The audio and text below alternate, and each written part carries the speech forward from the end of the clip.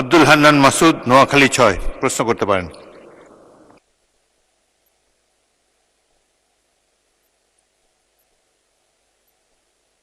এর জন্য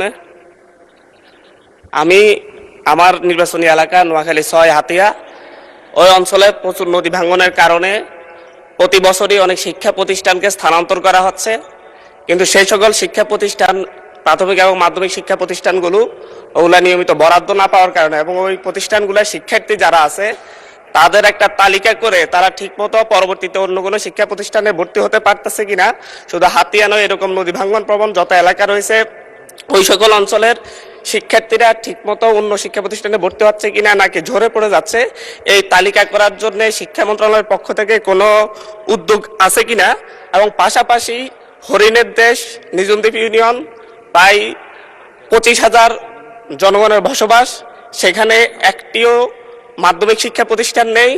পাশাপাশি সেখানে যে প্রাথমিক শিক্ষা প্রতিষ্ঠানগুলো রয়েছে সেই প্রতিষ্ঠানগুলোতে শিক্ষকের প্রবল সংকট।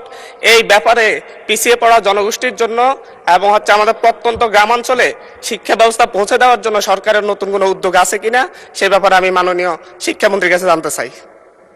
মাননীয় শিক্ষামন্ত্রী।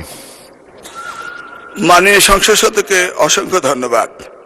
ইতিপূর্বে 2001 থেকে 2006 সালে নকল প্রতিরোধ আন্দোলনের সময় আমি সেখানে গিয়েছিলাম এবং দেখেছিলাম নদী ভাঙ্গনে কলেজ চলে যাচ্ছিল এবং সাবেক প্রধানমন্ত্রী বেগম খালেদা জিয়ার সময় সেই কলেজগুলোকে সরিয়ে ভালো অবস্থানে নেওয়া হয়েছিল। যে সমস্ত প্রতিষ্ঠানগুলো নদী ভেঙে যায় তাৎক্ষণিকভাবে আমরা সেই প্রতিষ্ঠানগুলোকে নতুন করে আমরা তৈরি করি। তবে উনি যেটা বলেছেন সেখানে শিক্ষায় ঝরে পড়া, আমরা ঝরে পড়ার ব্যাপারও আমাদের বিভিন্ন প্রজেক্ট থেকে আমরা সেগুলোকে দেখি, পর্যালোচনা করি। উনি যদি লিখিত কোনো নোটিশ দেন তাহলে আমি ওই এলাকার ঝরে পড়ার সংখ্যা, মাধ্যমিক স্কুলের সংখ্যা এবং প্রয়োজন সাপেক্ষে নতুন বিদ্যালয় স্থাপনেরও এই মহান সংসদ থেকে আমরা শিক্ষা মন্ত্রণালয় উদ্যোগ নেব, সেই ব্যাপারে আমরা বলতে পারি। আমি এটাও বলতে পারি যে বিভিন্ন প্রশ্নে এসছে বিরোধী দলের বিষয়ে, আমি এটাও বলতে পারি মাননীয় প্রধানমন্ত্রী আমাদেরকে নির্দেশ দিয়েছেন সারা বাংলাদেশে শিক্ষাকে দলীয়করণ না করে শিক্ষা সকলেরই ব্যবহারযোগ্য সামগ্রী, এই শিক্ষাকে উন্নত করার জন্য তিনি নির্দেশ দিয়েছেন।